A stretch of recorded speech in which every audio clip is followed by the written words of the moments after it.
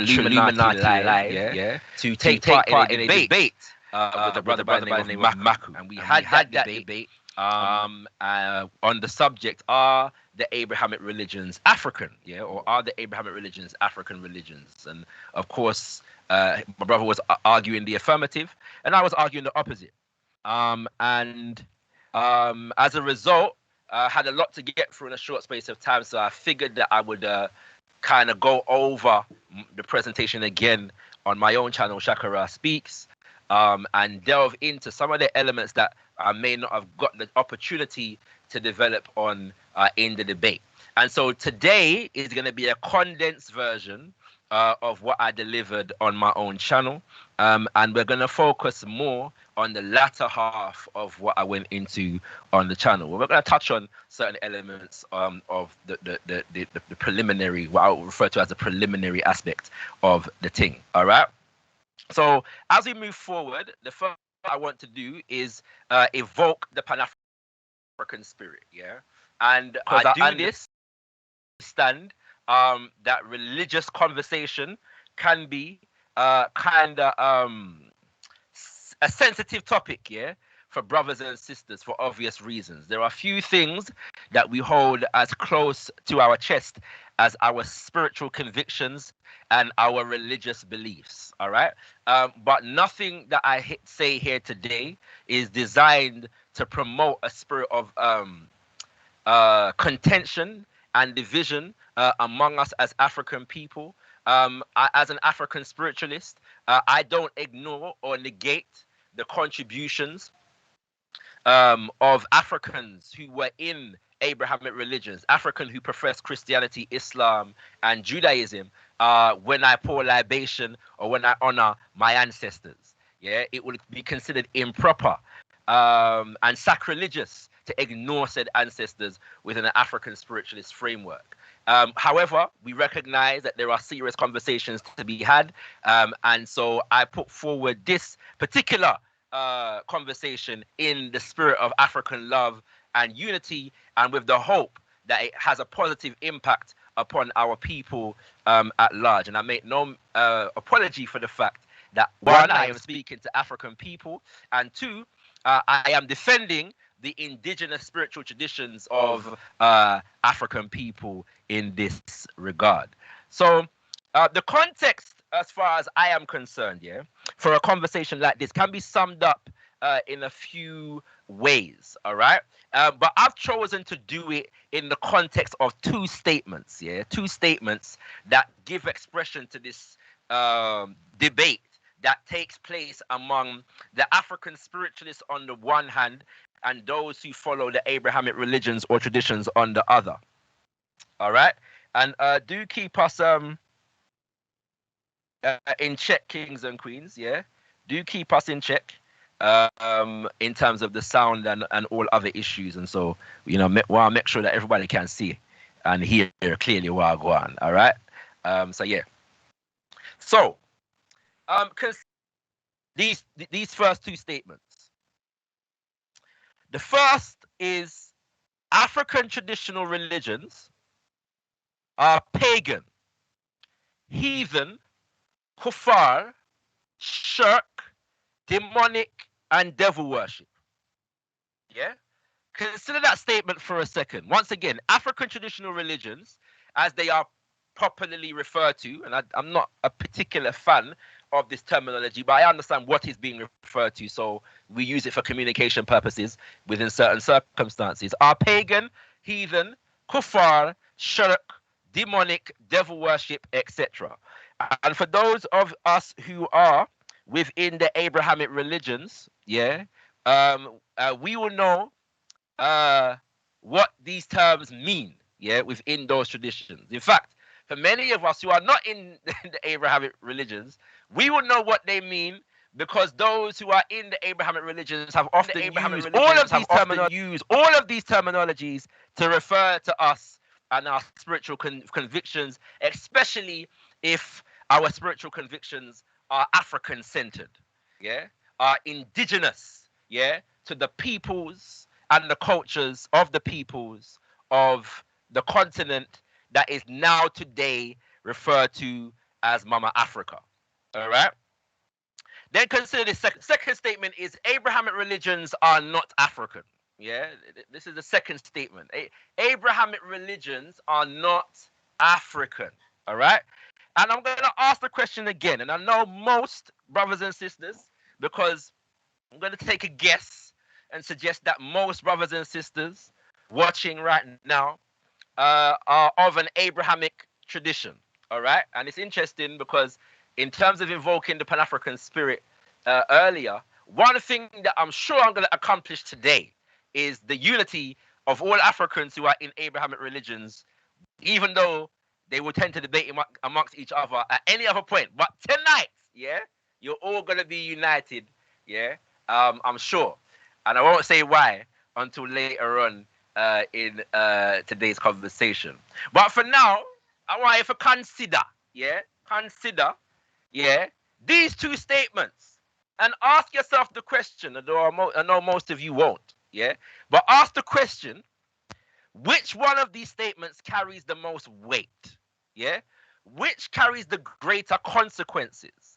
Which carries the greater insult and offense? If insult and or offense was to be taken from either of these statements.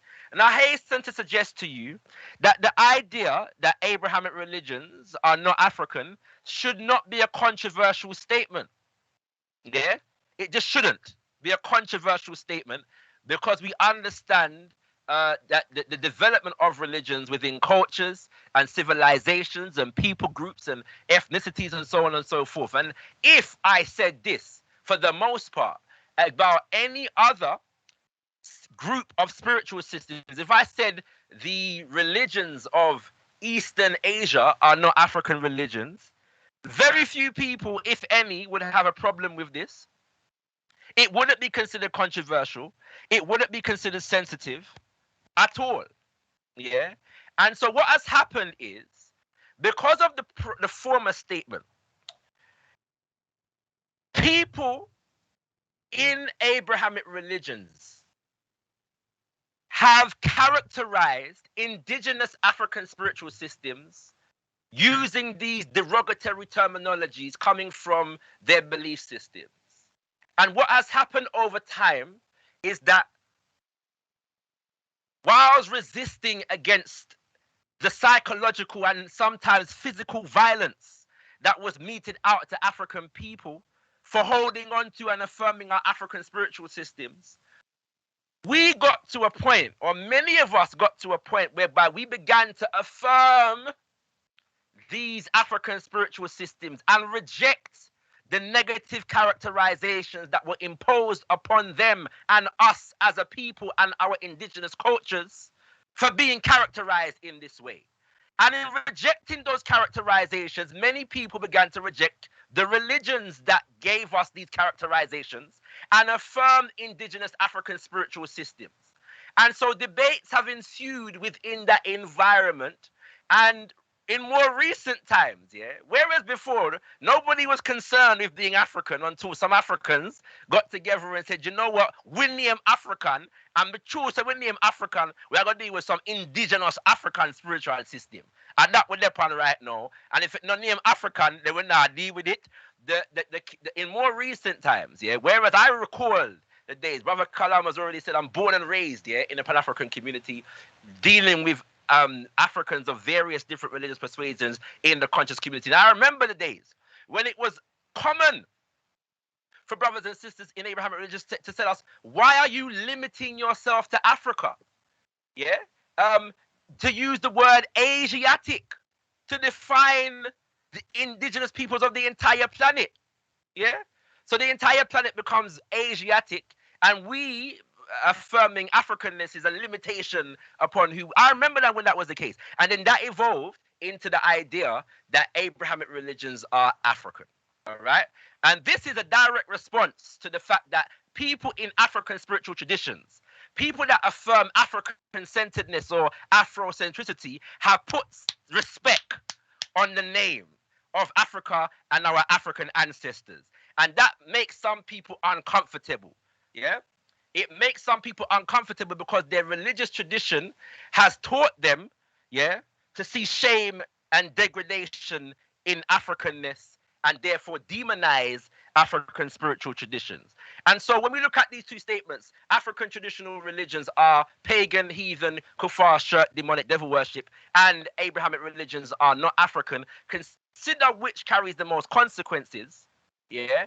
And then you delve into a key reason why this conversation is even necessary at this moment in time. The second statement, I repeat, should not be a controversial one, but it is, yeah, for some people. So I'm going to be arguing today from the perspective of Kimoyo, yeah? And we'll explain what Kimoyo is a little bit later on. However, when we say Kimoyo, we're dealing with what is popularly referred to as African spirituality, traditional African religion, African spiritual systems, African wisdom traditions, and African spiritual science. Kimoyo is a Congo terminology that deals with concepts of life, dynamism, and vitalism, which is the essence of what we call African spirituality, recognizing that although the term African spirituality is essentially a placeholder, it's a term that we use to refer to the indigenous spiritual traditions of the indigenous cultures and people of Mama Africa, collectively considered, with the understanding that there is a shared common essence, a common cosmology, yes, a common ontology and a common axiology that informs all of these spiritual traditions. I should say the overwhelming majority of, if not all of these spiritual traditions. And this is, I'm emphasizing this because more often than not, people approach questions like this with a bias towards Abrahamic religions, either in the practice of Abrahamic religions or the affirmation of Abrahamic religions, or the centering of the Abrahamic religions in the conversation. So we often discuss what is an African religion whilst not looking at African religions, but looking at Abrahamic religions and debating them and going, and even African spiritualists do this, spending more time debating Abrahamic religions and about Abrahamic religions than affirming and teaching and educating about African spiritual systems. And I'm not going to make that mistake today. All right, we're going to talk about African spiritual systems. All right, so Moyo, yeah, to explain the term Kimoyo a little bit further, Moyo means vital power, and you can see the text that I'm taking this from on your left-hand side. It's by Baba Kimwandende Kiabunseki Fukiyao, powerful, beautiful Kikongo name. All praise is due to the ancestor Baba Fukiyao. Yeah, in the book Self-Healing Power, he says Moyo means vital power. This vital power, Moyo, came to exist on earth after Futu, the container of something secret or of great price, yeah, was completely tied up. The Futu and its content were ready to secure life and be born on earth. Yeah, you're getting some idea of Kikongo cosmology here. Moyo in this language, Kikongo, is universal matter. It is something both inside and outside. Moyo is what is the vitality of life.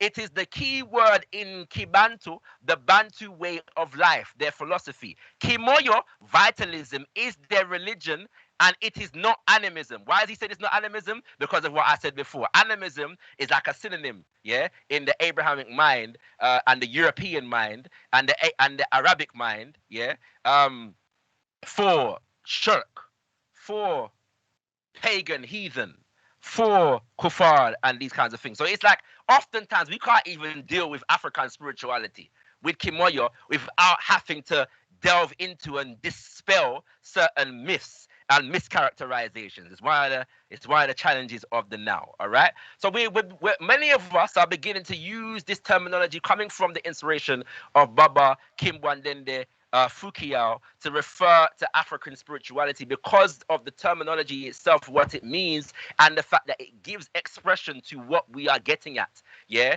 when we're talking about African spirituality, we're talking about a way of life steeped in reverence, yeah, and honor for the fact that we exist as a part of a universal whole, yeah, and so we honor life in all that we do, and we seek to perpetuate life in all that we do, and we seek to harmonize with nature as the ultimate expression of all life as we do so. All right.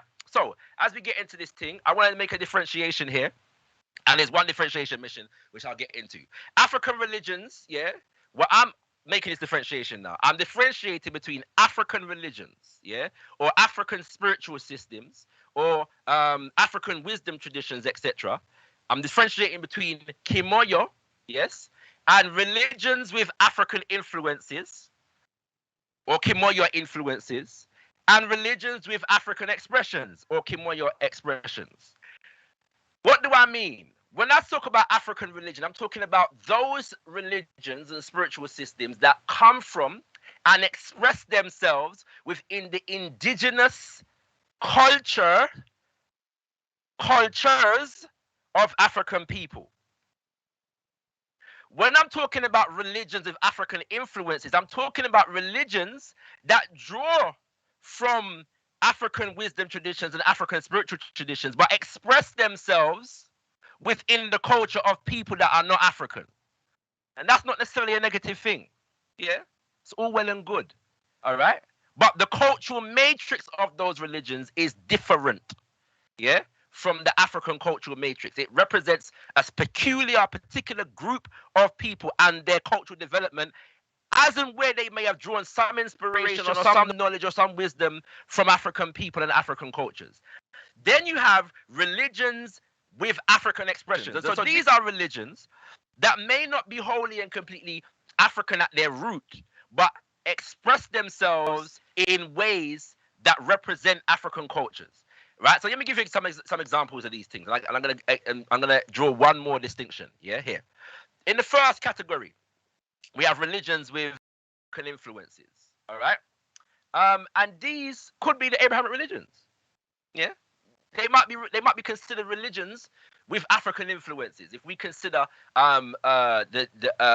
Anta Diop understanding or overstanding of African culture and civilization, beginning along the Nile, yeah, and the grand African epic, as he refers to it. All right, evolving into what becomes through what is known as Tarseti to what becomes Kemet, and so on and so forth. And the fact that Kemet has many influences on other cultures and traditions that are not African. So, for example, we give the example of Greece. Greece is one of the early civilizations that is considered to be European, that drew a lot of influences, yeah, directly from the people of Kemet. But we don't say that Greek civilization is African. Nobody makes that claim. Yeah, we would say that the Greeks took a lot of their knowledge from Africa, but we're not making the claim that Greek civilization is African. And I know some people in their dishonesty will do so after today, but that's neither here nor there. Furthermore, to be more specific, we're not saying that Greek religion, the Greek or Roman or the Greco-Roman religion, let's bring the Romans into this, are African religions. Even though we know, and it's evident that there's evidence that makes this clear, that they were very much influenced by African wisdom traditions and African spiritual traditions. Yeah, so they're religions that have African influences. Very literally, yeah, the Greeks and the Romans were worshipping deities, yeah, that came directly from the Nile Valley. Yeah, and still we don't refer to those religions as African. We don't refer to them as Kemetu religions because they borrowed from Kemet. All right.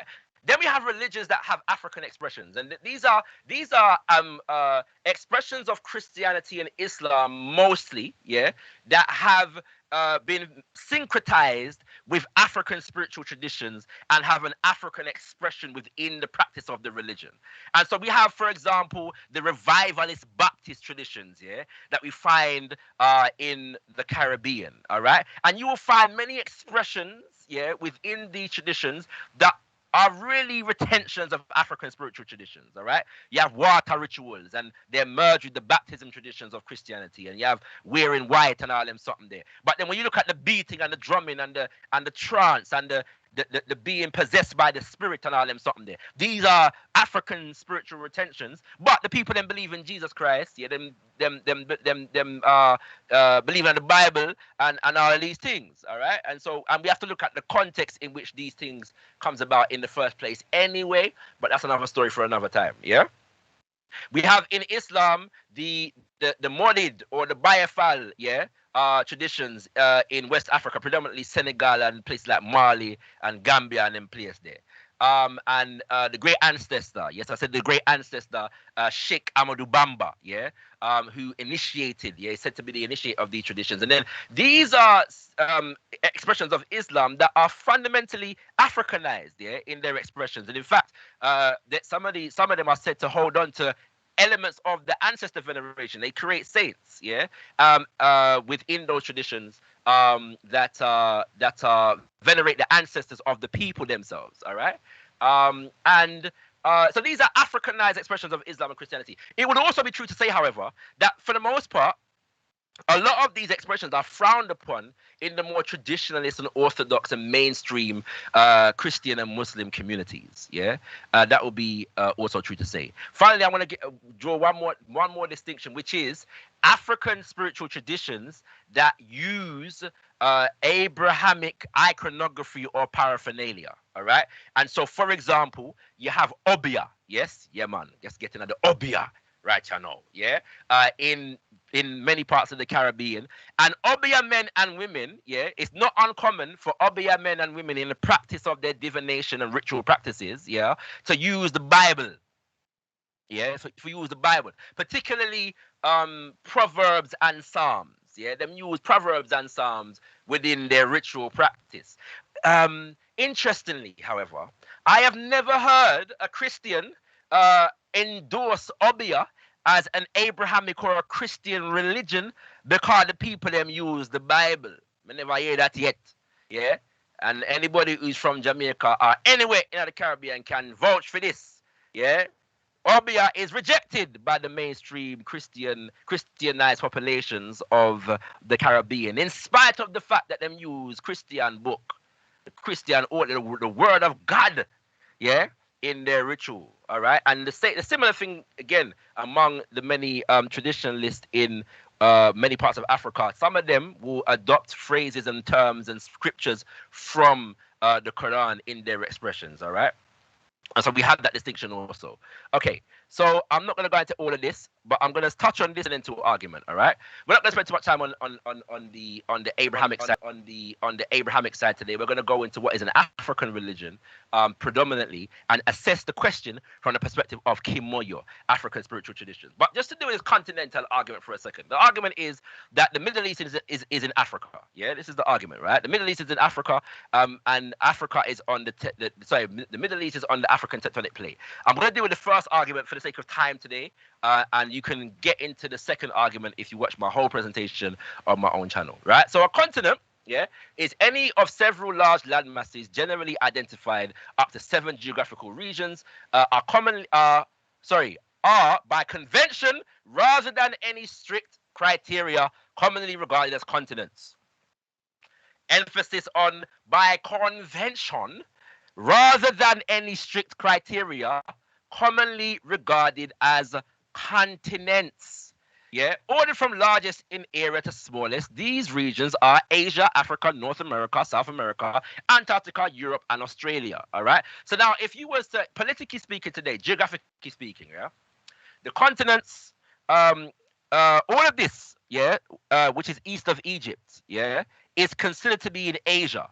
And the argument that is being put forward now that we've put some respect back on Africa's name, and people want an argument, yeah, for validating their traditions, what they're saying is that the Middle East, yeah, all of this is in Africa. That's the argument that's being made, yeah. And I hope you can see my cursor. I think you can. All right. So, my question is, where does Africa stop then? Because you want to seem to be concerned with everything up to Iraq or maybe Iran. Yeah, someone want to stop at Iraq. Why? Because this is where Mesopotamia is supposed to be, and this is where Sumer is supposed to be, and a significant amount of Semitic activity takes place in this region.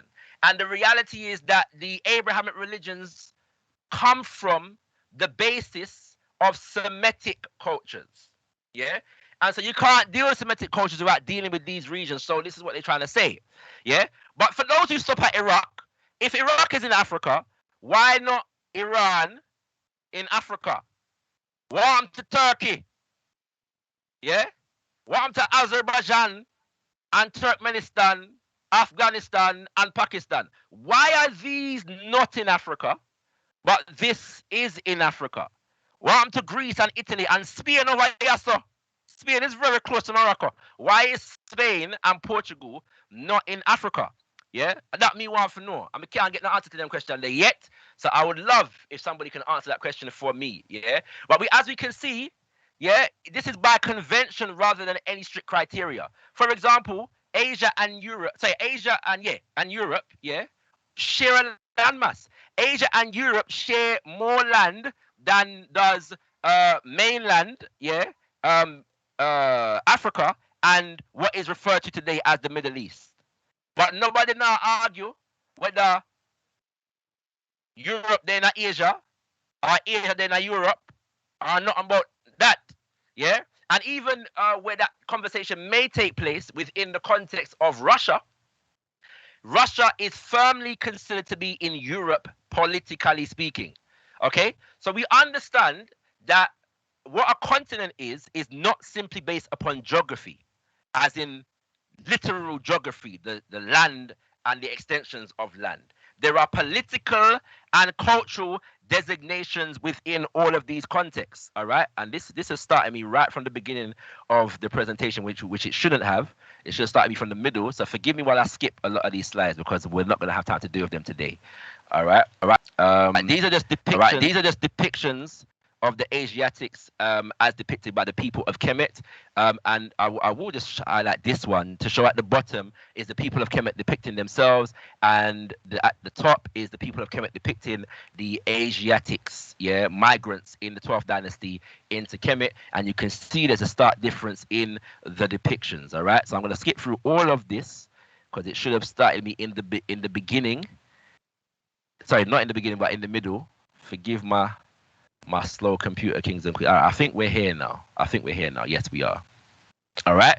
So this is where it should have started from. Okay. So this is the final depiction. Yeah, and as you can see, on the right hand side, you see a captive from Nubia and an Asiatic, yeah, captive on the left hand side, and you can see how they're depicted. And if you look at the dates, yeah, you will see a short form chronology date and a long form chronology date. The long form chronology is as laid down in the book When We Ruled, as written by Brother Robin Walker. And his argument is basically that the common popular chronology for ancient Kemet is incorrect, and he has tried to piece together a more proper chronology, and a lot of these dates have been pushed back. All right, so I'm using both so you can make the comparison. But the point here is that this is the period during which a lot of the biblical activity in Kemet is supposed to have taken place, and we see that it's not that there's no Africans, yeah, in what is called the Middle East or Asia, yeah. It's not that there's no Africans, black people among the Asiatics. It is that they're not. Nobody can say that they're exclusively African, yes, and that their culture, more importantly, is exclusively African. There are various different groups of people developing new cultures and different cultures based upon the shared influences of those various different groups of people.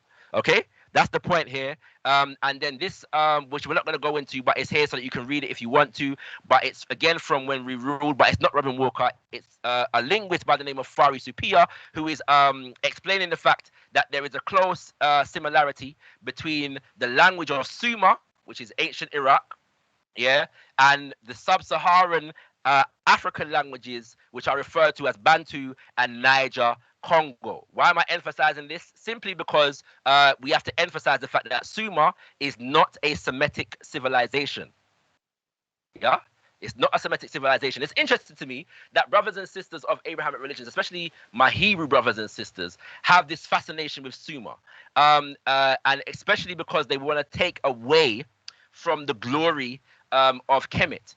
And that's interesting to me because within the context of Abrahamic understanding, Sumer would be no less pagan or heathen than Kemet. I'm confused as to why brothers and sisters are so fascinated with Sumer in that kind of way, because it would be no less pagan. But I get it, because your religious traditions, your books, have a particular kind of attack against Kemetu civilization.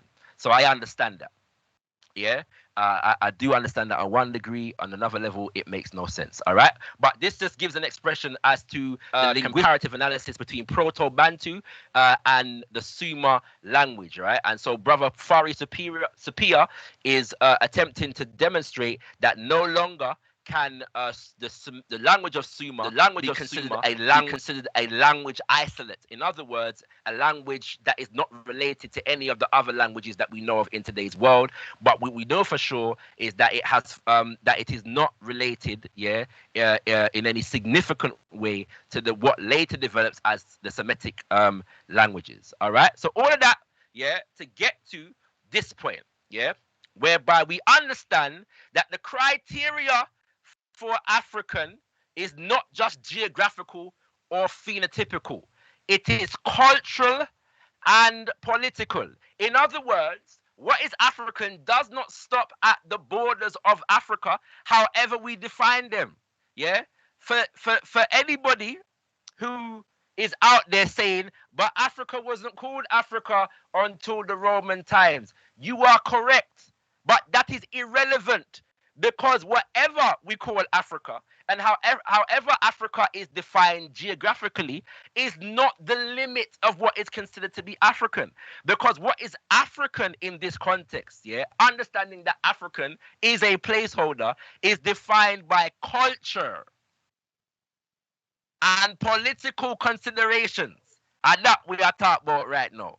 All right? Just like all other continents, are defined by cultural and political considerations, as I've just delved into. Bear in mind, this is a truncated version of a longer presentation, so there is much information that I have skipped over, as I'm sure you can see when I was delving through the rest of the slides. All right, so we get back to this point of Kimoyo, and now what I want to do is define and get into the commonality of African spiritual traditions. Hopefully, we will understand why I am saying that we cannot consider Abrahamic religions as within these frameworks. And the reality is the Abrahamic religions are not trying to be within these frameworks. It seems to me to be the case that brothers and sisters want to be able, from the perspective of Abraham, to define and make definitions about African spiritual traditions that we must accept as your religious understanding. But that African traditionalists, spiritualists, mustn't have anything to say in return. With the smallest of statements of which these religions don't represent or reflect our indigenous culture. So when an African spiritualist, says this,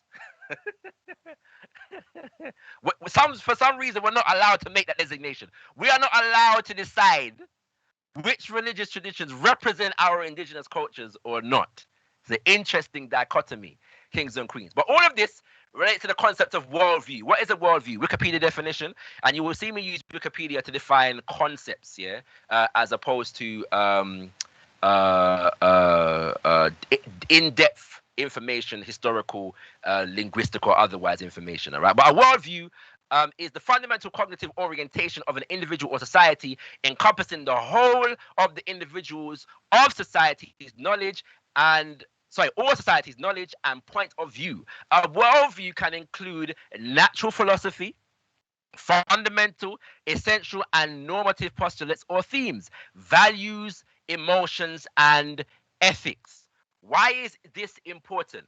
Because the argument that we're making is that African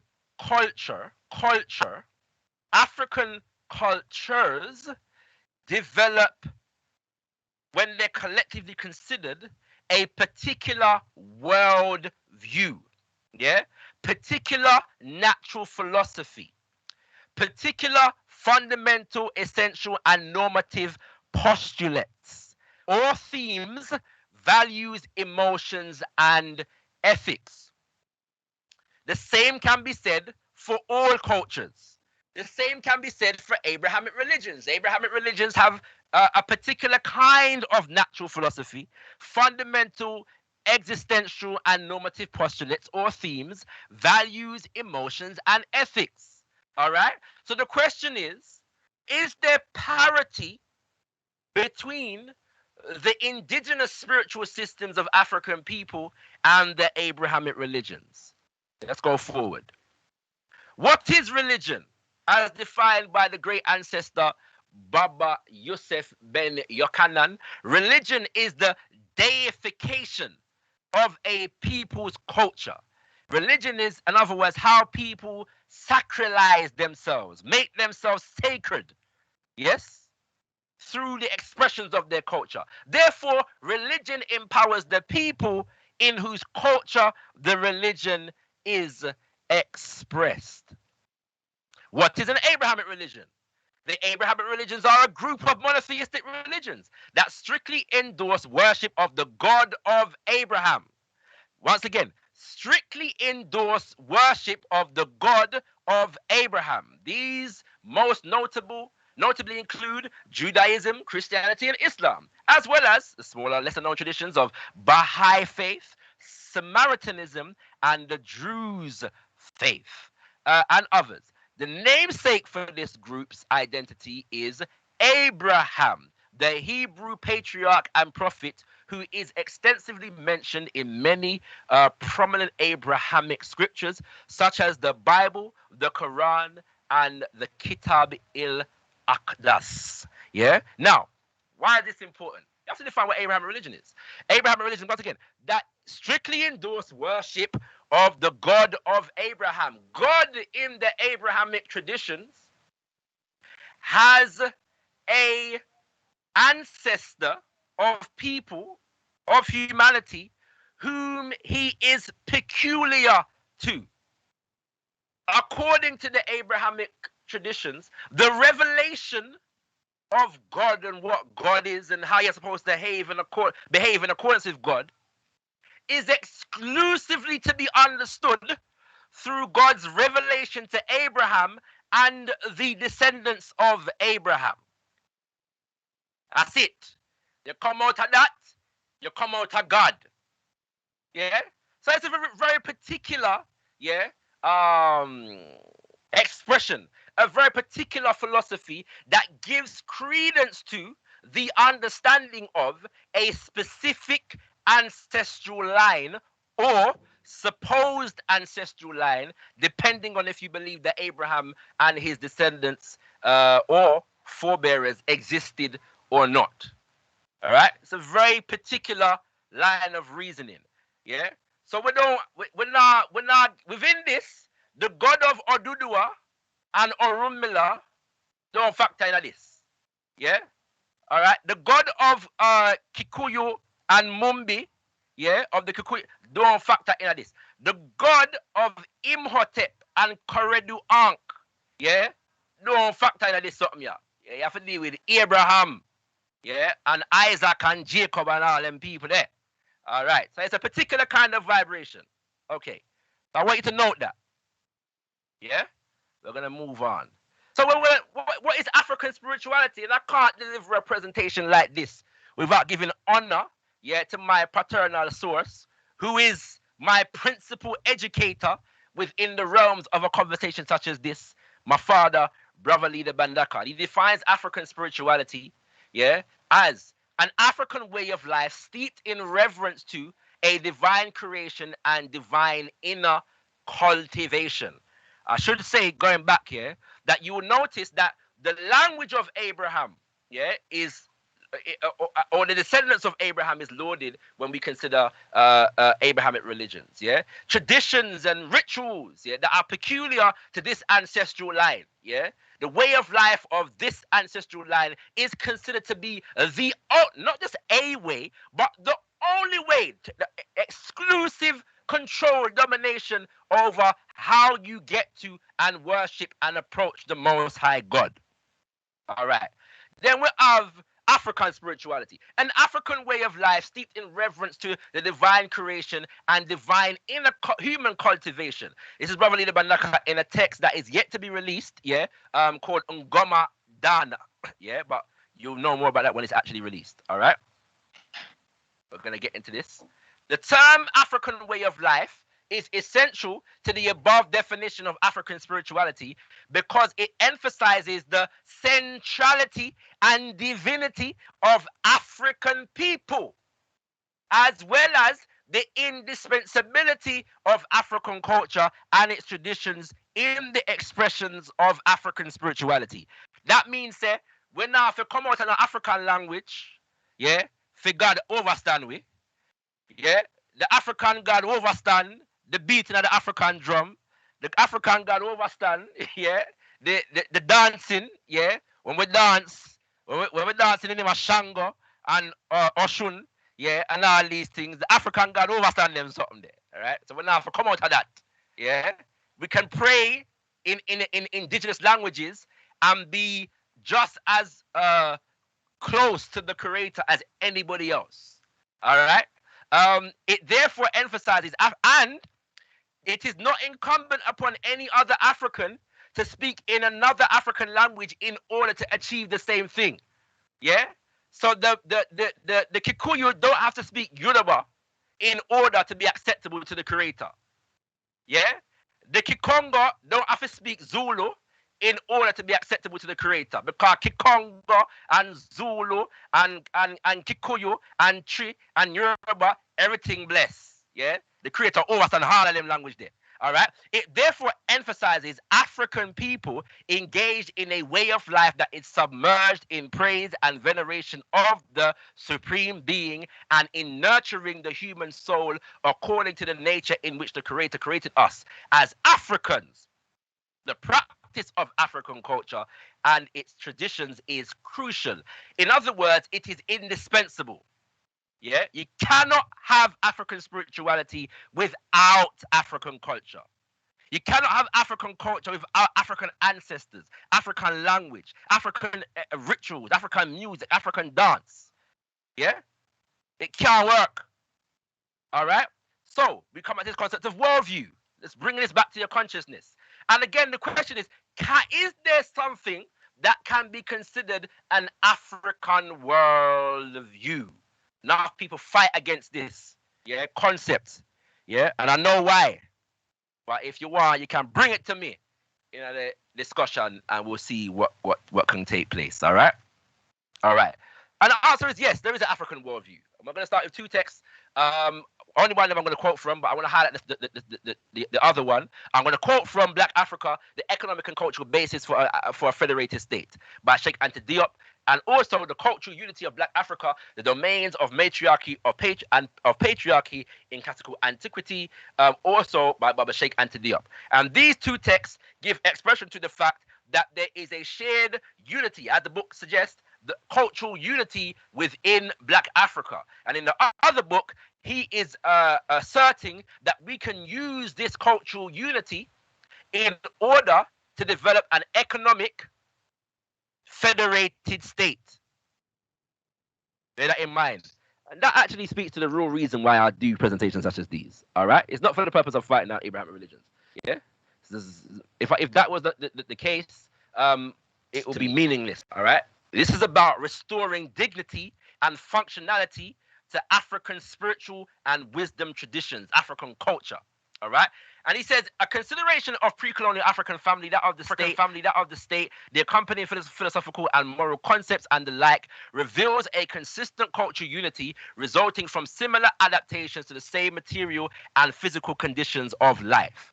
Baba Kwesi Pra, anthropologist and linguist, comes to the same conclusion. He says, with all due recognition for variety and variation, it is possible to identify two principal features of traditional African religious life which promoted ethnic integration, cultural unity. Firstly, the series or catalogue of seasonal and repetitive festivals associated with material production and social reproduction, and secondly, traditions of ancestor veneration, so common among African people.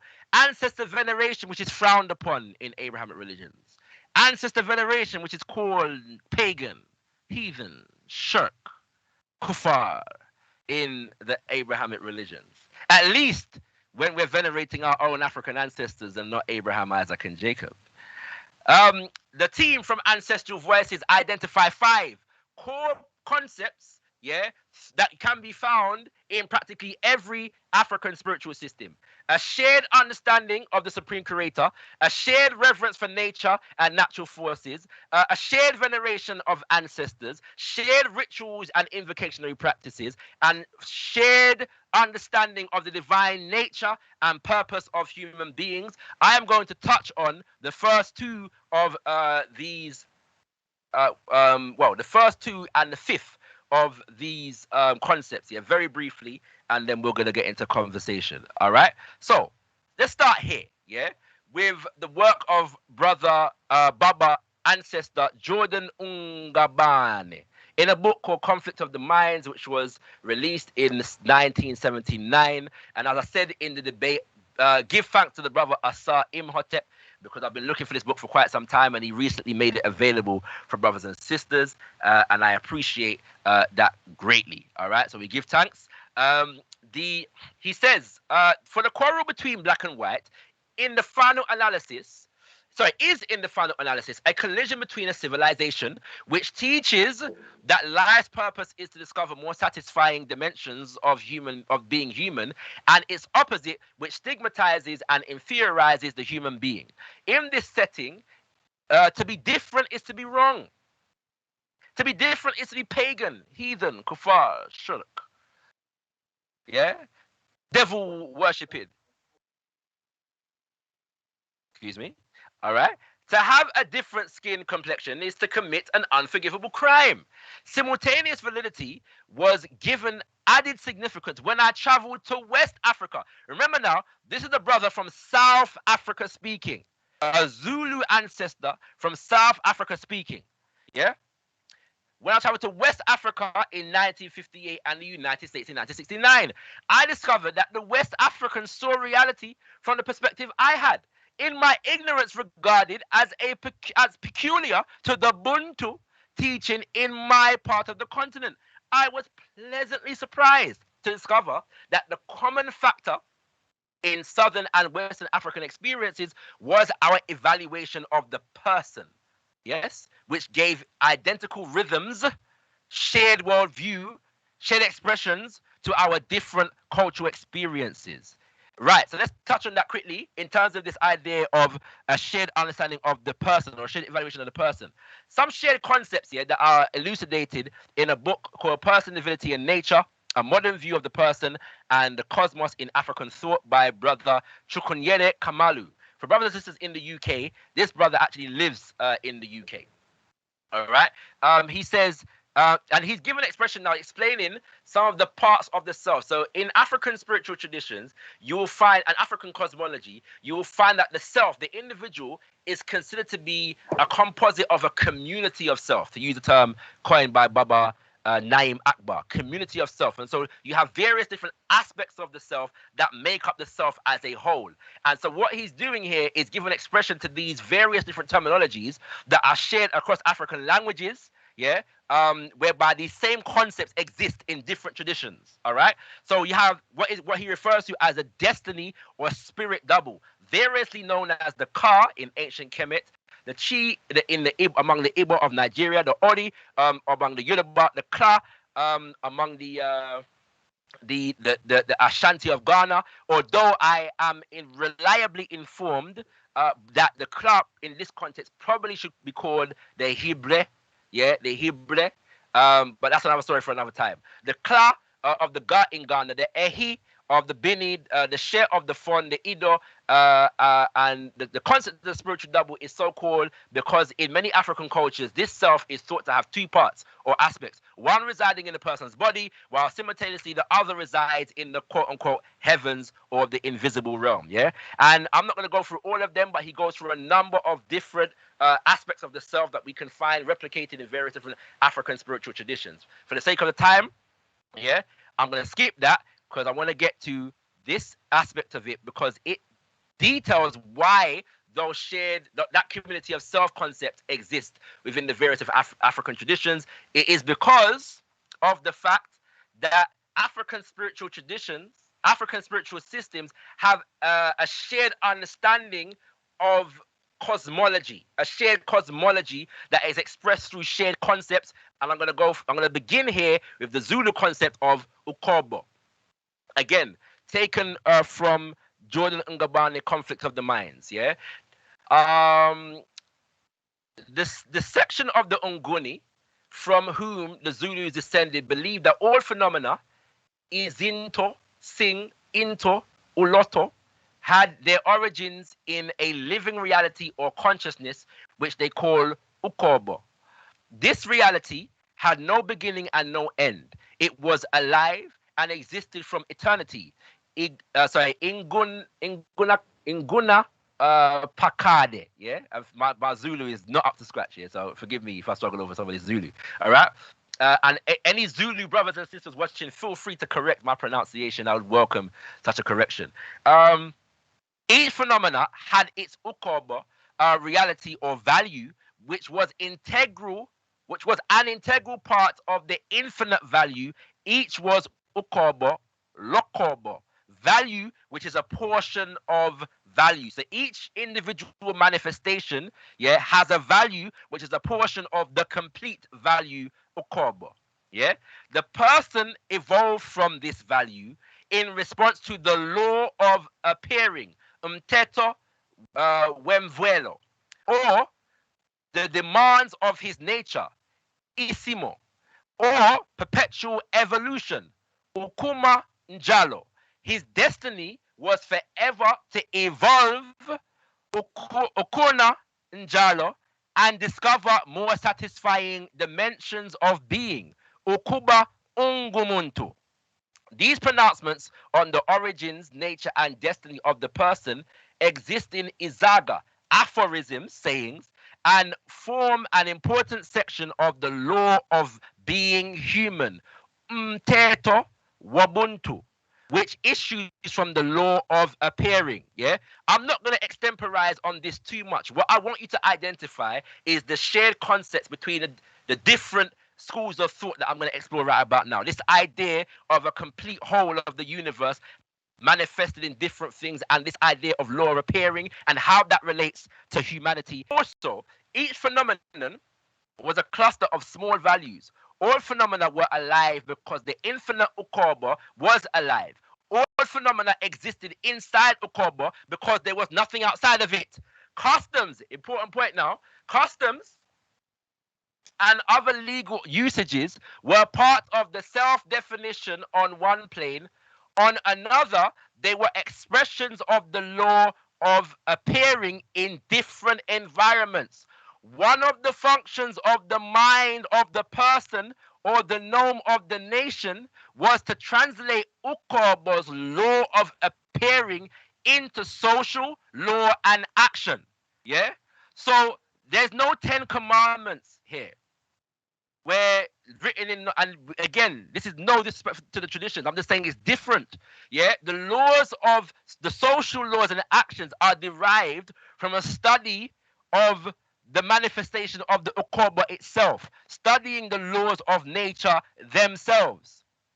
All right, and this you'll find in Kimoyo or African spiritual traditions systems. The Zulu-speaking nomarchy, of antiquity believed that all things had their origin in Ukobo. Everything in the cosmic order evolved from Ukobo. This Ukobo was primordial consciousness. It had no beginning and no end. It was the infinite total of the values of all things which together made the cosmic order. All right. We're not going to go into Itonga, but it is a shared concept, yeah, which is again from Southern Africa, which is why I'm going to skip it for the sake of time. We're going to go to Central Africa and deal with the concept of Nzambi and Kalunga, or Nzambi Kalunga. Again, Baba Kimbwande Nakebo Seki Fukiao, digging up the past is the paper, and we're going to go into this right about now. The Bantu concept of God is a principle of Kalunga. Pay attention to the concepts here, and you will be able to see the similarities between this Central African Kikongo philosophy and the Southern African Zulu philosophy, cosmology, which I just outlined. Yeah, i.e., worlded opposite forces, positive and negative in one. In other words, in Kikongo, Banza dia Kibantu Munzambi Nklung wa Kalunga wa Ngolo Zabundana Kala Yeluvemba va Kimosi. The Muntu himself is seen in terms of these paired forces. Nkwa Luzungu. He is a being of organic forces, of paired organic forces. Some are said Lumoso and or Lukento, left or female, and others Lunene or Lubaka, right or male. Because all beings are resultant of the Kalunga, the complete forces made up of worldly opposites. Forces of Kala and Luvemba, positive and negative in one. All right. As a matter of fact, the whole African religion, as one can see in their aspect among the Bantu people, have two key words besides Nzambe and Kalunga. Nzambe is the word for God, and you've just seen what Kalunga is above. These words are Ngolo and Moyo, force or energy and dynamism, and life, vitality. In other words, Ngolo is force. It's also translated as power or strength or energy and dynamism, and Moyo is life. Also translated as spirit, also translated as heart. Yeah. It is here that the African religions, in their aspect among the Bantu, find the roots of their dynamism in their wholeness. Yeah. The Bantu religion is not animism or animalism. Neither are the Bantu animists or animalists. The Bantu people are vitalists. That is, accepting themselves as well as everything in the universe as a part of Nkingu Amoyo, the principle of life in its wholeness. Their religion deals with the principally with force and vitality. A religion that does not believe in any physical being, but in Ngolo Yemoyo Mudingo Dingo. That is force and life through Dingo Dingo, the natural way of life and change. Dingo Dingo is the natural way of life and change. Yeah, consistent change and evolution throughout the creating or the creation. This religion can be called dynamo vitalism. Kimoyo. The religion itself is not a question of belief. The emphasis here is not the question of belief. Yeah?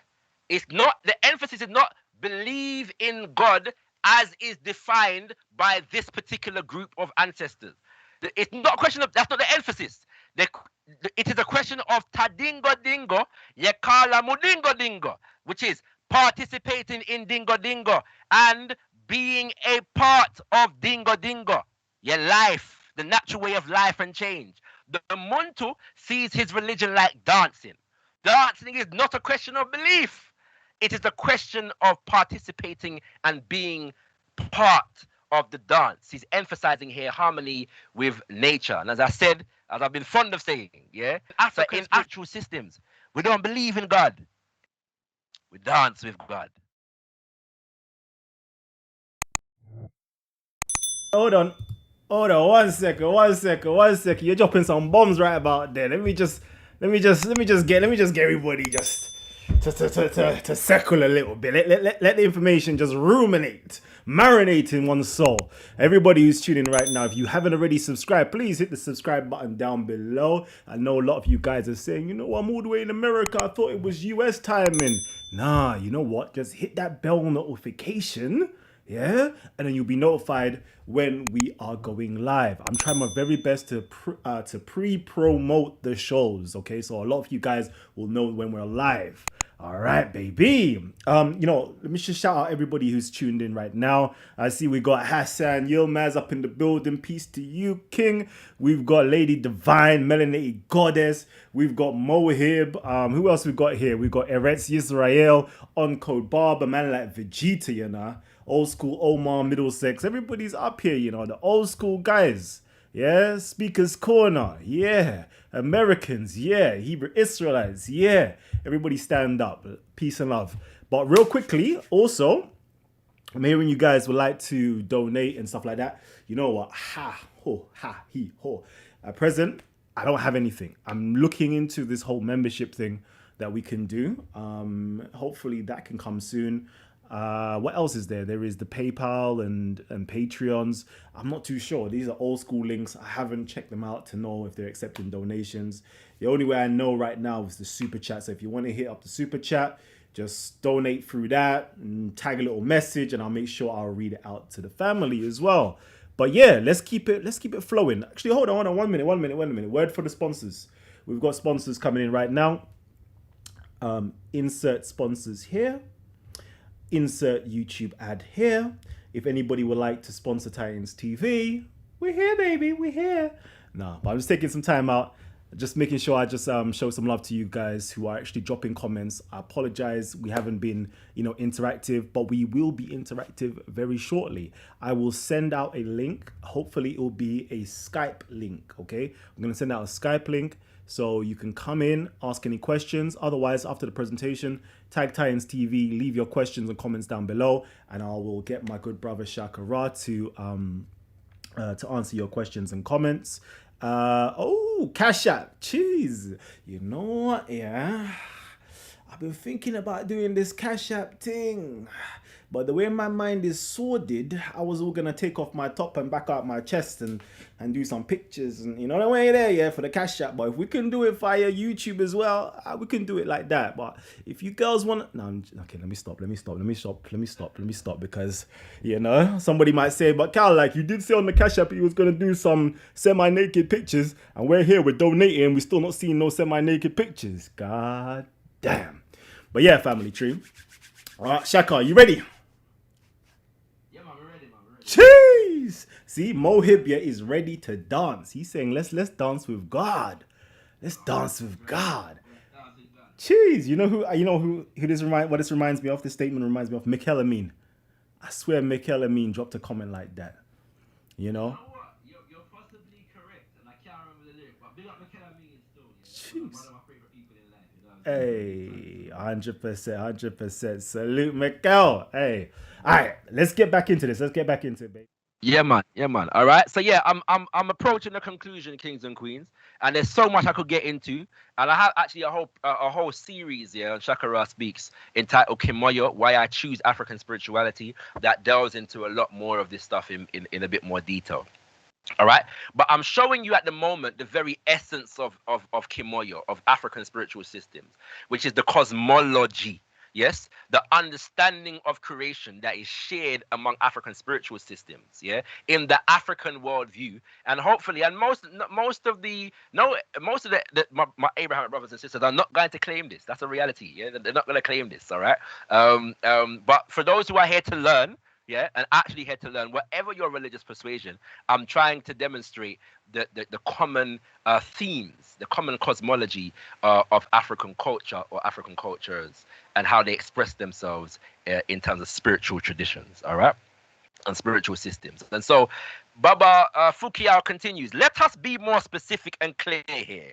According to the Kibantu, such as one finds among the Congo, a Bantu cultural group well known to us, these opposite worlded or paired forces, Kala and Luvemba, do not exist separately in nature, societies, or in people. They do not separately exist as a label to any particular good, positive, or bad, negative known nation, society, or individual. These forces are always found met, Zakangama, existing worlded in one, in nature as well as in consort, makia, and semono, and any element related to nature, in societies as well as individuals.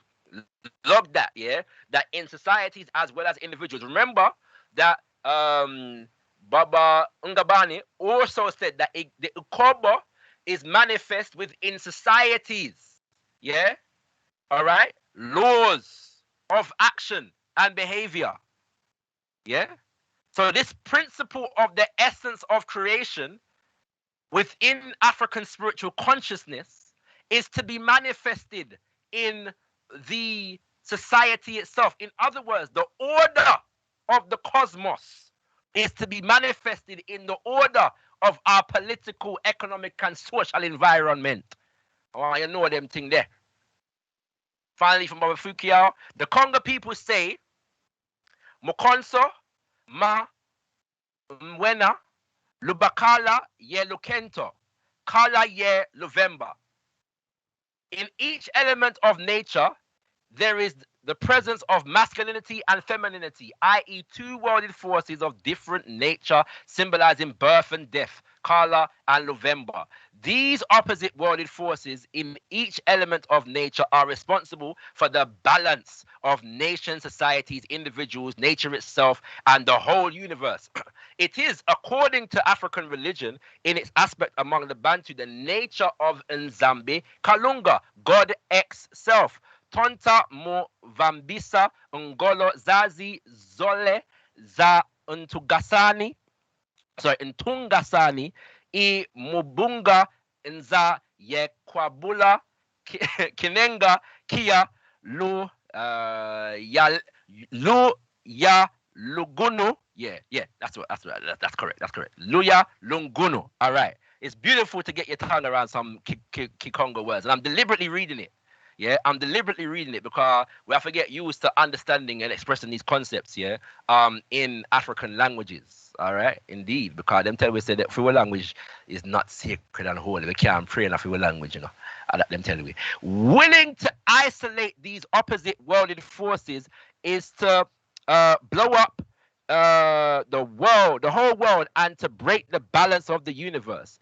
As a want to negate the dinga dinga of life, and Kingo and Zambi, the African principle of God that we all are, the principle of life and change through Dingo Dingo. Briefly, the Dogon, yeah, similar concept, which is just expressed in this particular paragraph from the book, the Pearl Fox. The word Ama is the word for the creator in the Dogon language, Dogoso, and the spiritual language of the Dogon, Sigiso. Yeah. The word Ama, to hold firmly, sorry, the word Ama means to hold firmly. Bear this in mind for where we're going to go next. To embrace strongly and to keep in the same place. One calls Ama's name all day long. One calls him when the day begins. He is the Hogon chief of the scheme, Hogon of the wasters. Ama arranges the scheme of things after he had wasted. Ama is one, is space 14-fold. To pronounce the name Ama is to preserve all space. Ama is all space. Yeah, everything, everywhere. All right.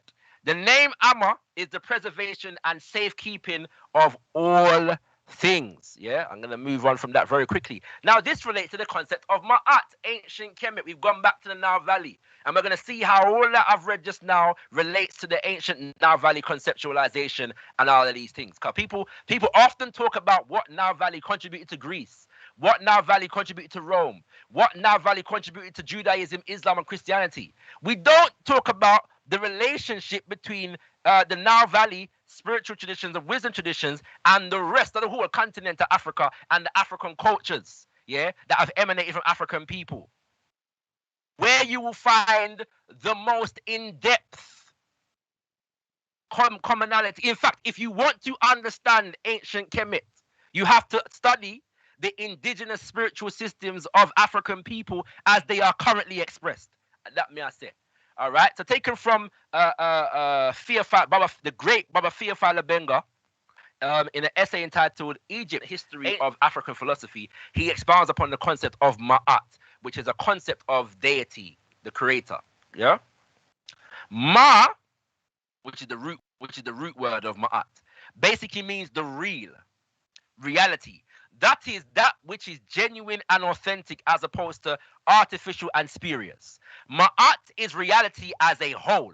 That is the totality of all things possessing actuality, existence, or essence. Ma'at is that which exists objectively. In fact, Ma'at is that which has necessary and not just contingent existence. This is why Ma'at is everywhere and pervades all creation.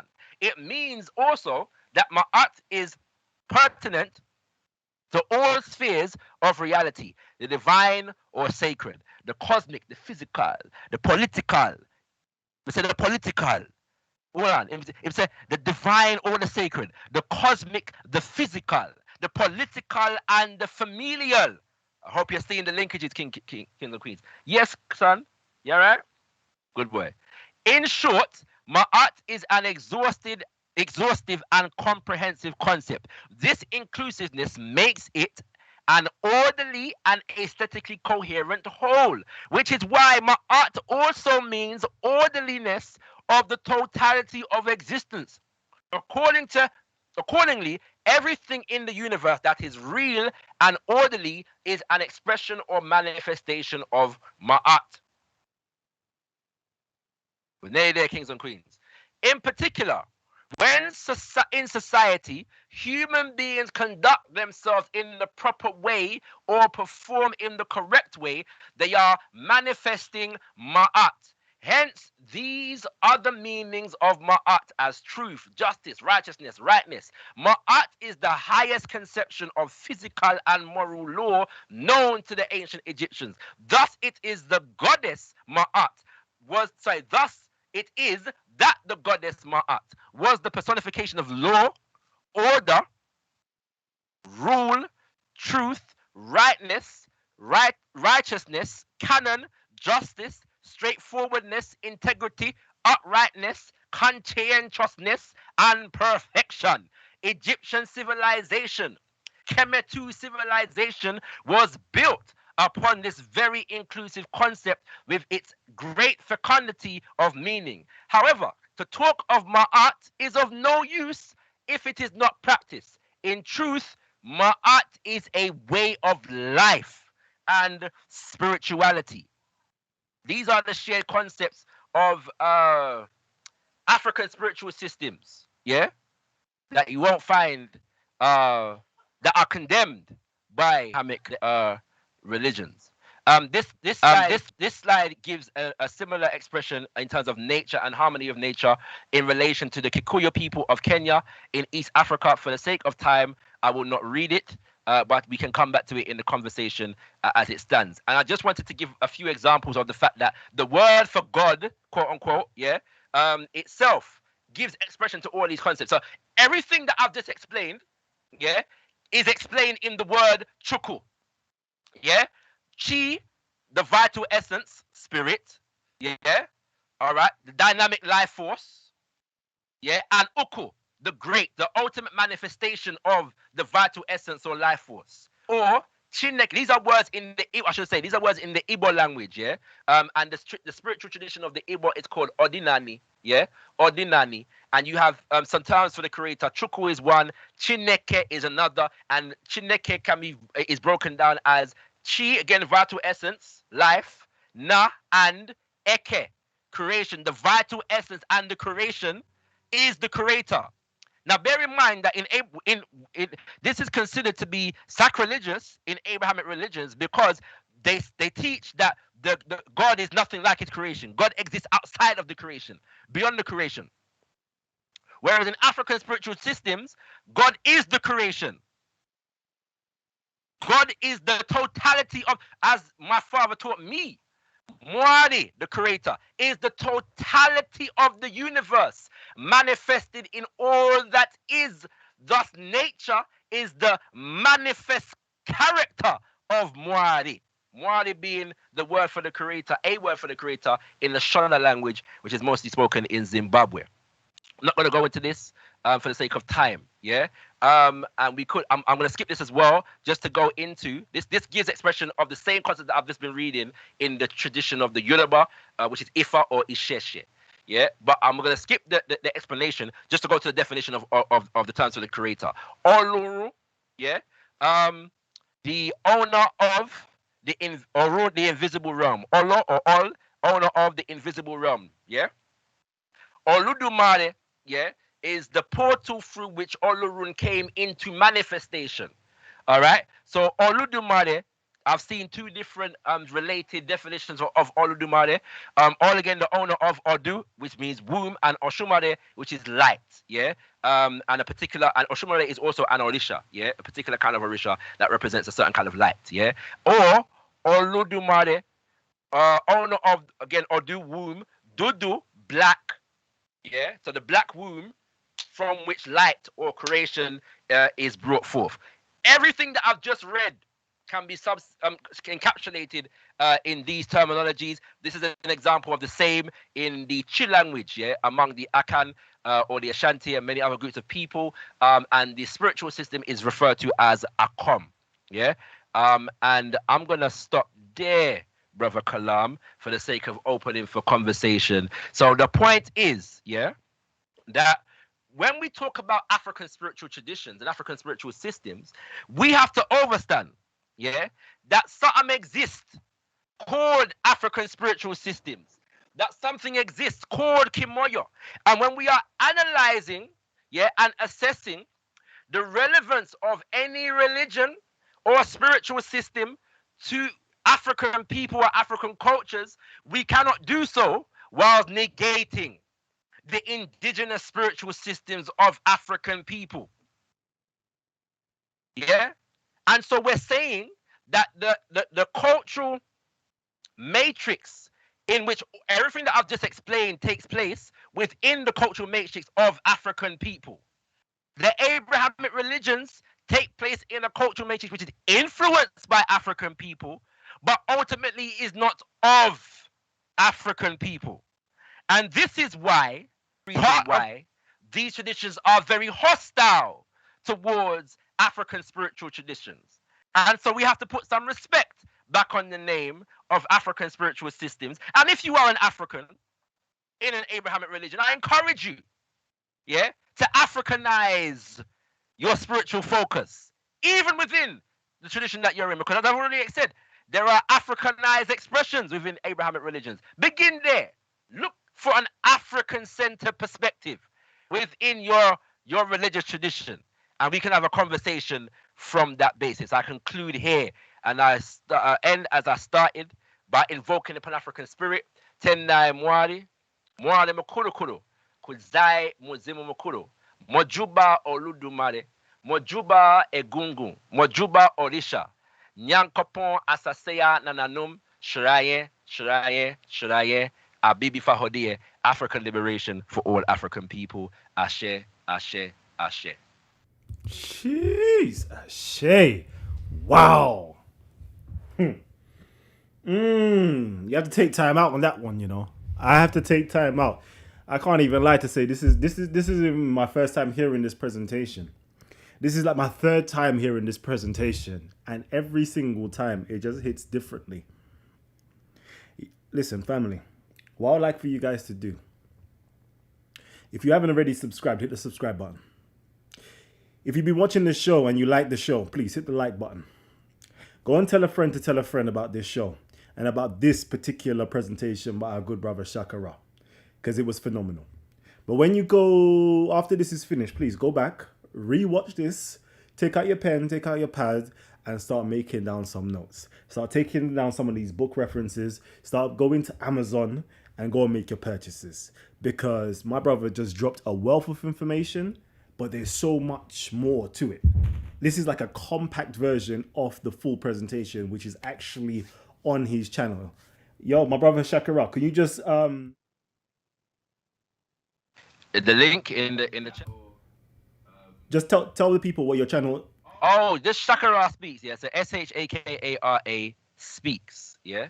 And you'll find me, you know what I'm saying? But yeah, man, even though it's there, it's good to be here, bro. Once again, like I said, it's an honor to join you on this legendary platform and to share this information, you know what I'm saying? So I truly appreciate you for the invitation, and I look forward to having some conversation with the audience who has come to hear and to add to, and even to challenge. Yeah, I accept all challenges, so it's all good. Jeez, big.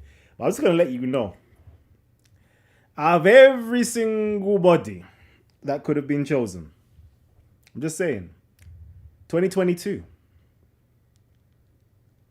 I didn't go to America. I didn't go to Asia. I didn't go to Africa. I kept it in the UK. And I said, who is dropping bombs right about now? Who is ready to bring on, to introduce the new iteration of Titans TV? Talk with the Titans that hasn't been on for some years now. Who? I said, no, no, no, no, no, no, no. I don't want to hear about anybody else. It's ShakaRa. That is who I want on. That is how I'm going to start off my year, to be honest with you. I want to start off with some hard body African liberation type of information. Personally. Yeah? So let's go, baby. New year, baby. I love it. So this is what I'm going to say. Family Tree, if you can't join us on the Skype link, yeah, what I want you to do is simply tag Titans TV, okay, and drop your comment, drop your questions. I know you guys are saying, "Go, I beg you fact check ShakaRa." No, sir. This is not what Talk with the Titans is about. This is where my Titans come on and they talk. And you know, guess what's gonna happen? Guess what's gonna happen? You guys have the opportunity to talk with our Titans. My job is to facilitate it. My job is to promote this. My job is to make sure that our Titans get their message across to as many people as possible. Get them to educate and provoke and tantalize the minds of the audience. That's my job, just to make sure I facilitate that and facilitate the meeting of the minds where our Titans get to meet the folk who are watching these programs, who are learning, who are listening, who are actually doing their own research and are ready to challenge our Titans. This is what it's all about, baby. This is where it's all about. So come on. All right? We've heard our Titan present. Now it's your guys' time to actually challenge the information that you've heard so far, or give the good brother his flowers. So if you've got any props that you want to send out to our good brother, please just drop them right now. Tag Titans TV. Let me read them out. Let me say, yo, Melanated Goddess said, salute to the brother ShakaRa. Powerful information. I want to hear, Rich Kid said, excellent information. Triple ticks even. Not just one, not just two, but triple ticks. So please tag Titans TV, drop your comments and drop your questions as well. And again, the link has been shared. Okay, so we're going to do it via Skype. The link has been shared. So if you would like to join us and, come on live on Titans TV, here it is. The link has been shared. All right, let me get into this. Let me get into this right now. Good brother Shaka, if you see any comments, please, yeah. Hopefully my audio is coming through as well. And again, I'm just making sure that all of the bugs are fixed. So before we did have some echo, hopefully that has been fixed. Let me know if there's any echo coming in through now. But yeah, we're going to get through this. I see one question, and it says it's from Southern Kingdom Israelite, and it says challenge questions. Why is the Igbo and Yoruba DNA located in Turkey in 1100 BC? My answer to that is I don't know, my brother or sister. You'll have to share with me the information. I'm not familiar with the information that says that. So if you share that with me, maybe I can speak to that a little bit more in depth. What I can say, however, is that the cultures that evolve in what we know as Yoruba and Igbo are older than we may think. Yeah. So if we speak about the Nok civilization, for example, yeah, which begins at least 1,000 years BC, and the Igbo a culture, yeah, which begins shortly thereafter. I'm forgetting the dates. Yeah, forgive me. But there are cultures in West Africa, in the region that is currently occupied by the Yoruba and the Igbo people from as far back as that. And then you have various different migrations of other groups of Africans who come into that region. So I'm not familiar with what you're speaking about, so I can't speak to it. But please do share the information, and maybe I'll have an assessment on that. Jeez. Okay. Let me see this. Give me a second, family. Ooh, what did I just do here? And shout out to everyone that's still using Skype. You know what I mean? Because I thought people stopped using Skype. Where Kalam's on some Sankofa business. Right, go back and fetch the Skype. Hey, we're bringing it back, baby. We're bringing it back. Okay. Wait, a grid view. What's this? Because we've got our good brother Reggie up in the building with us as well. I'm trying to make sure we're able to see him. Is that the Reggie? Jeez. the Reggie, you know, student of the great Baba Leonard Jeffries. Is that the Reggie though? Hey, wait, Reggie, please don't even talk yet. Give me a second, because I need to make sure that you're gonna be seen. So, hang tight. Let's see. Boom. Okay. Testing. Okay, perfect. We can see Brother Reggie. Okay.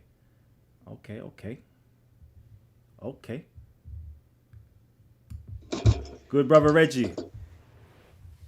You are live, my brother. You're live. Hello, family. Peace to the UK family and the continental African family and the Caribbean family and my families in the US. So, my brother ShakaRa.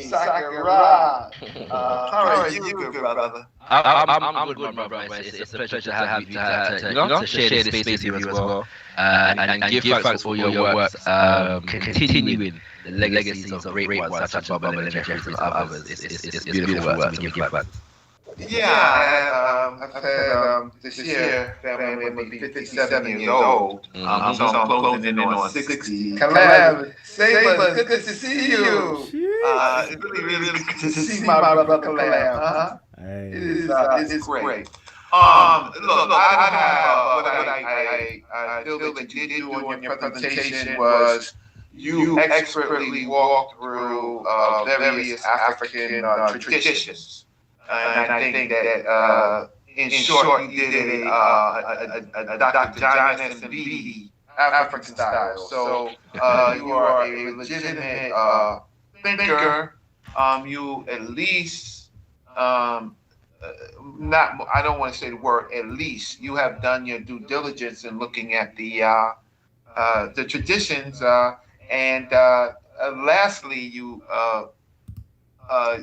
expertly talked about the concept of the Africans not focusing on God, at least one tradition, but focusing on life, the living, the whole universe. Yes, sir. So I really appreciate that. There are a lot of people in our community that want to be so-called spirit. It's not even an African word. Spiritual, right? And but the fact of the matter is, and maybe we can agree or disagree, that if you can't build a tool from your philosophy, then it's not useful. So I want to hear your thoughts on that, because we have a lot of people here. Even so, we have different groups now. Of course, we have the Hebrew groups, we have the Muslim groups, and the Moor groups, and we have the indigenous groups, and we have, and then in Africa, as you know, Christianity and Islam is running wild. But one thing I've noticed is Christianity, and Hebrew culture for the oppressor. The only time they became successful is when they built tools, or used tools, which was the gun, which was the whip, which was the cage.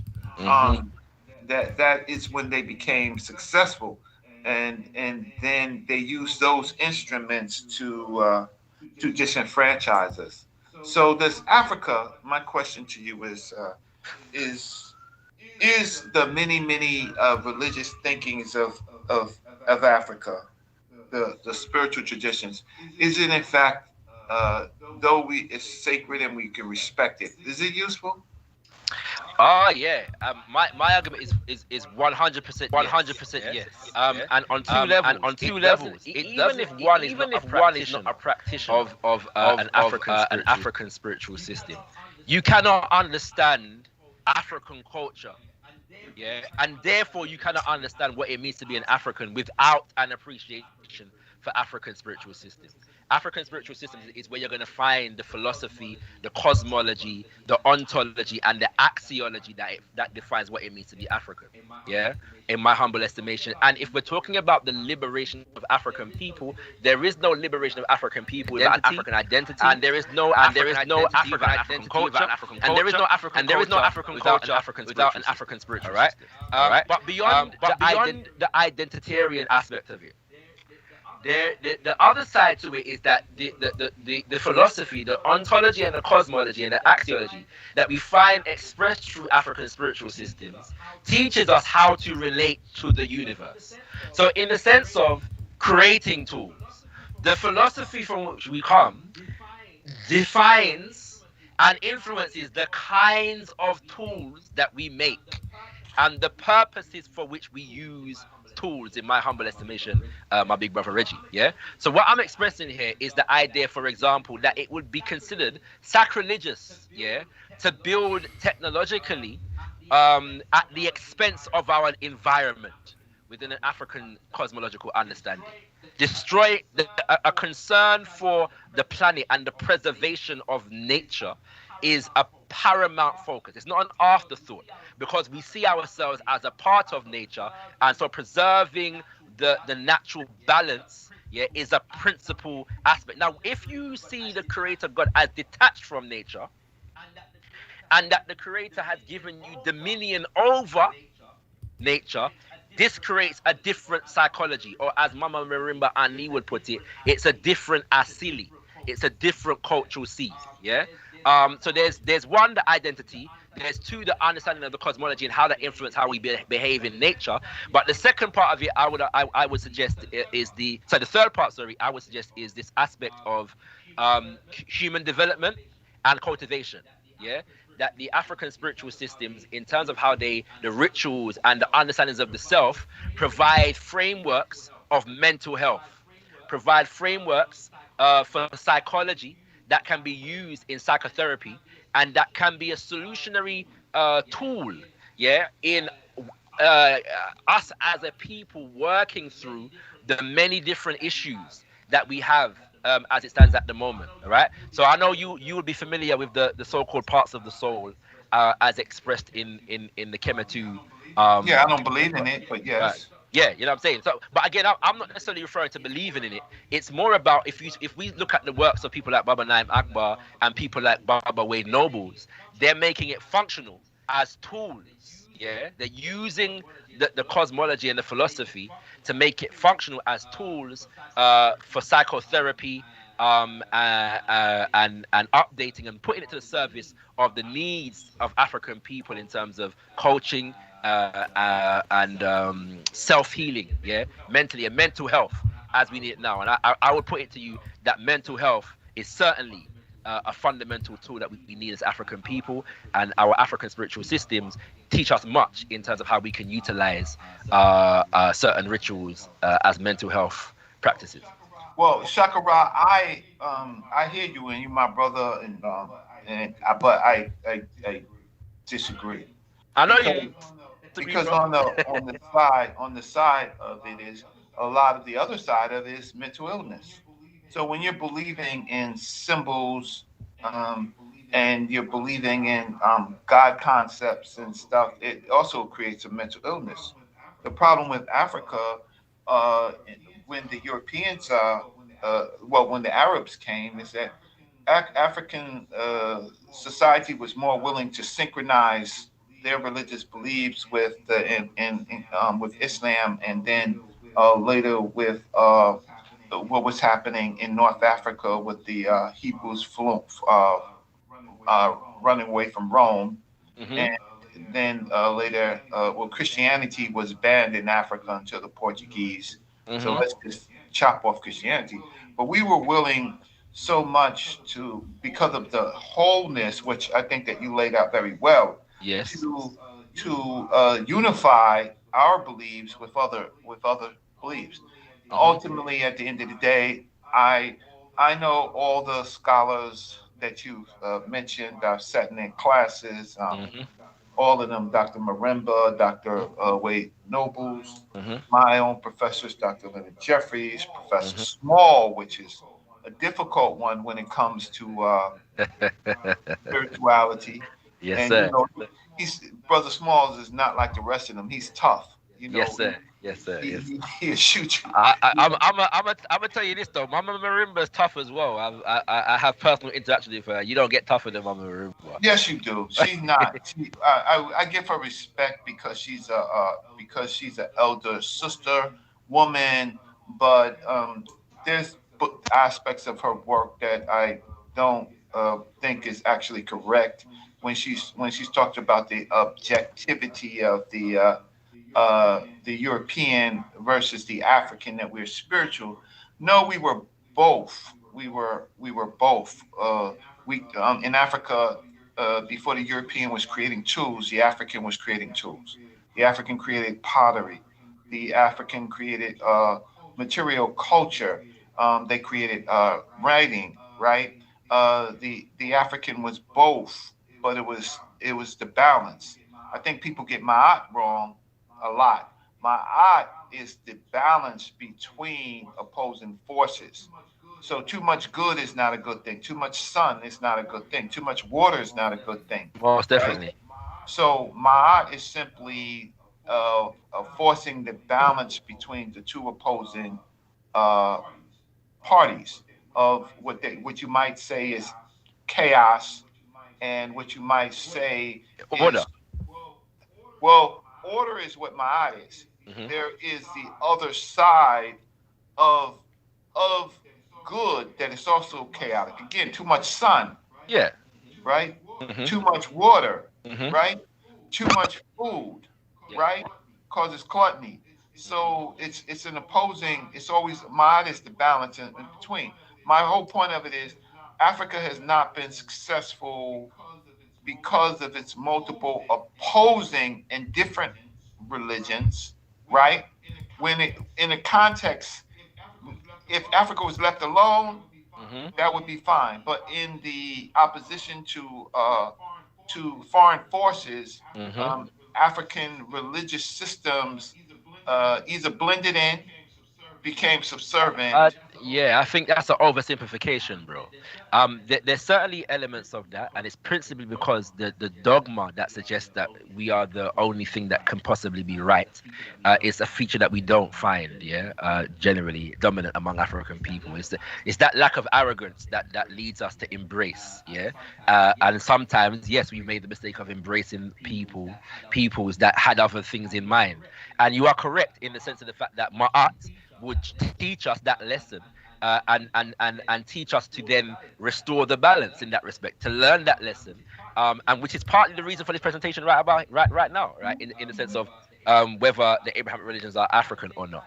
At the same time, I wouldn't, again, as I've already expressed from Baba Kimbo and then the Fukiao, the idea is the emphasis is not on belief, the emphasis, and that's not even to say that there are brothers and sisters who do not emphasize belief within African spiritual traditions or systems right now, but that is not the actual emphasis. And I'll give you another quotation from a book that I'm sure you're aware of, which is the Handbook of Yoruba Religious Concepts here by Baba Ifa Kalade.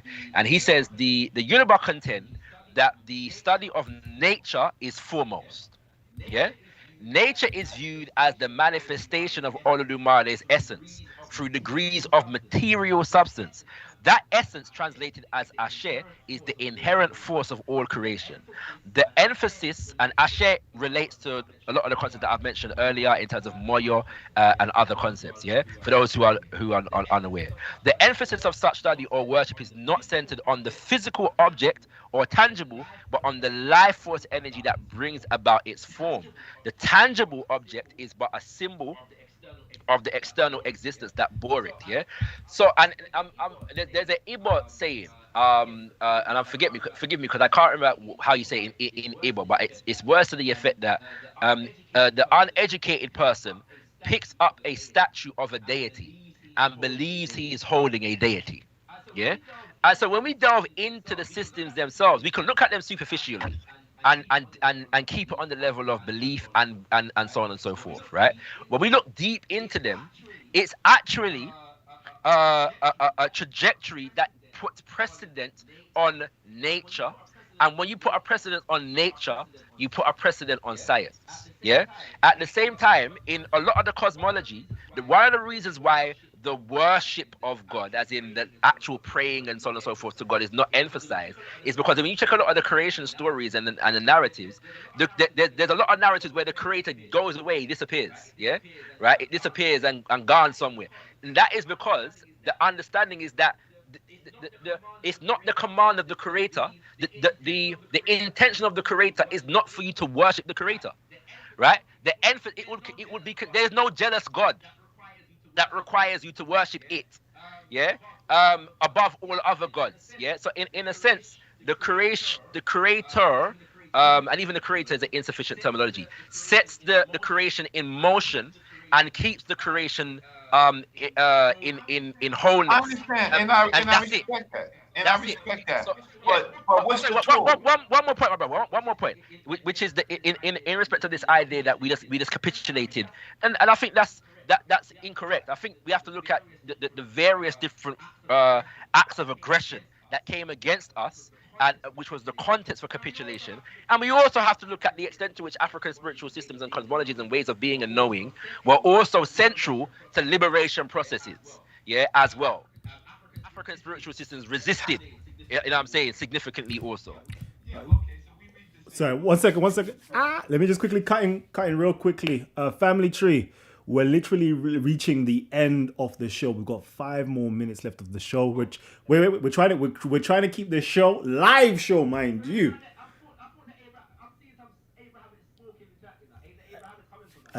Listen, we've got only 5 minutes. So what we can do, we we have we have we have an after show. We have an after show.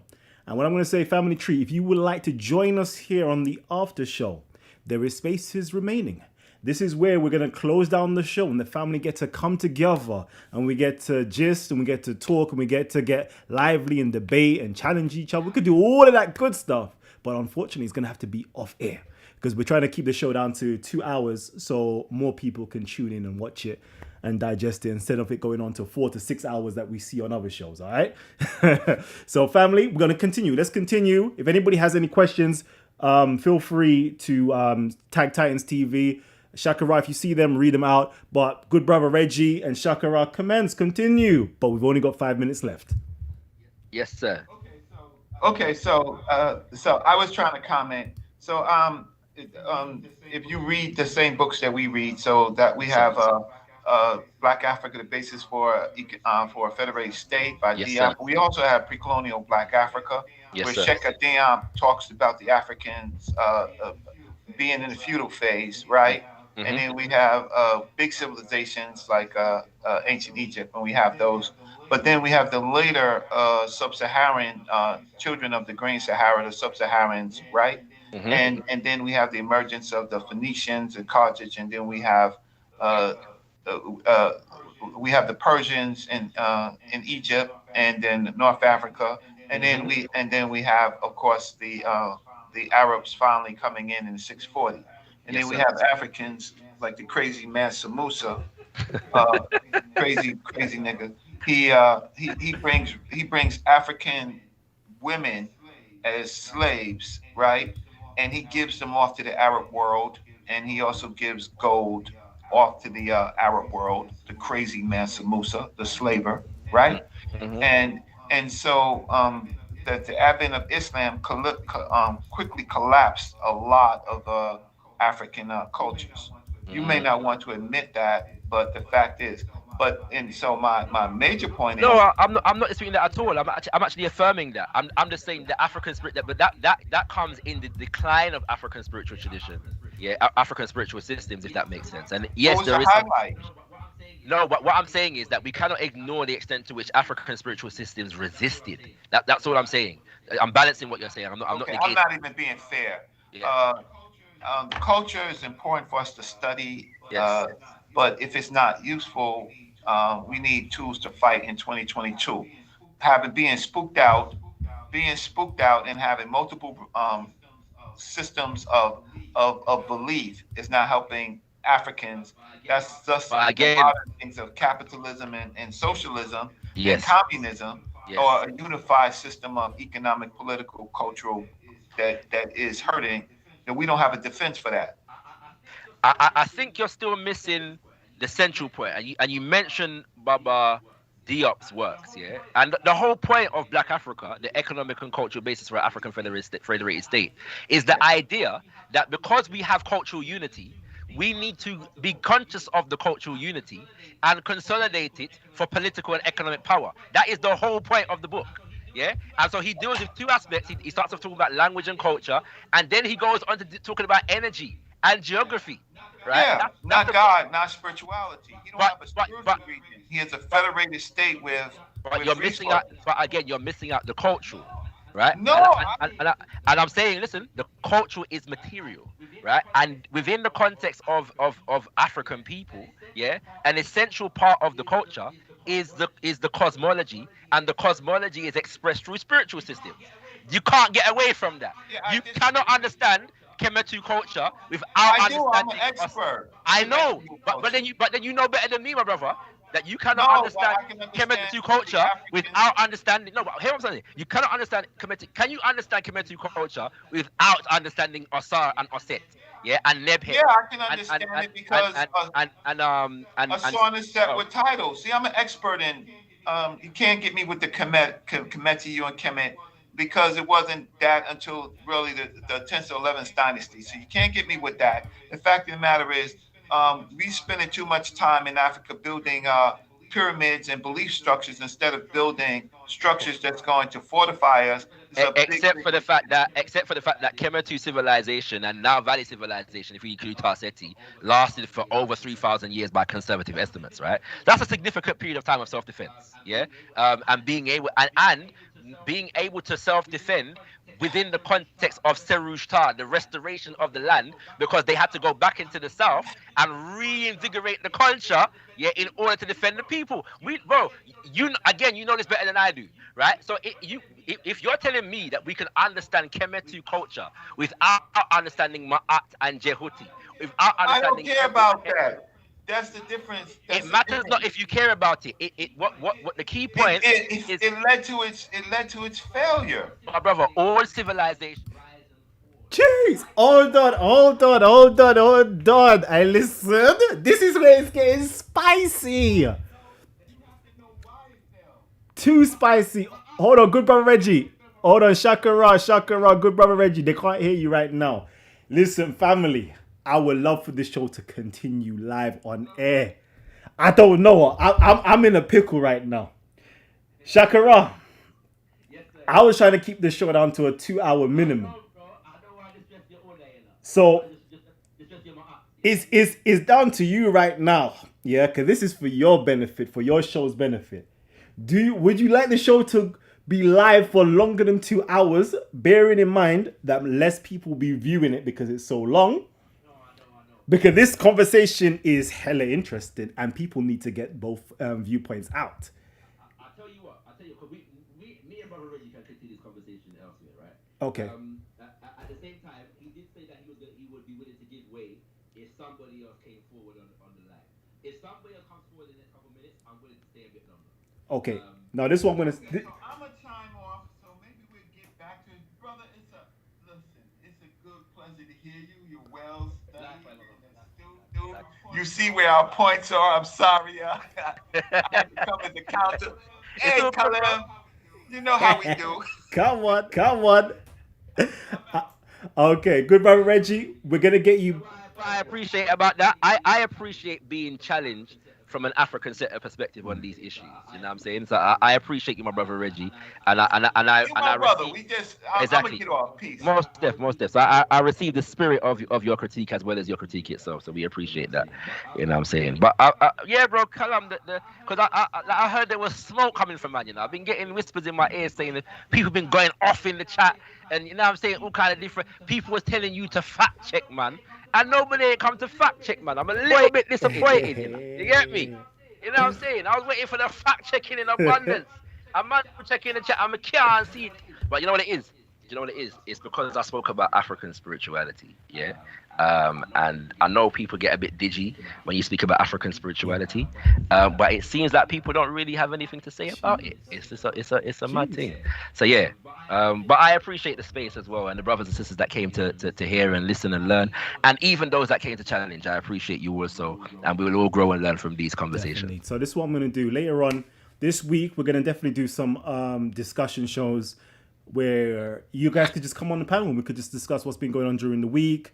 Speaker's Corner, our debates, our discussions, our presentations, talk with the Titans, anything that I put out. So we're going to have something like that during the week as well. But right now, I'm going to shut down the show before it hits the 2-hour mark. Once again, thank you to my good brother ShakaRa for dropping some powerful heat information and presentation. And again, we're definitely going to get our good brother Dr. Reggie back on to actually present some information and to critique our Titans as well. So family, I know you're going to hate me for this, but I got to sign out. So peace and love, family, and I will see you guys on the next one. Young Cali, baby, and I'm out. Yeah. Hey Shaka, you did your thing, my brother. Give thanks.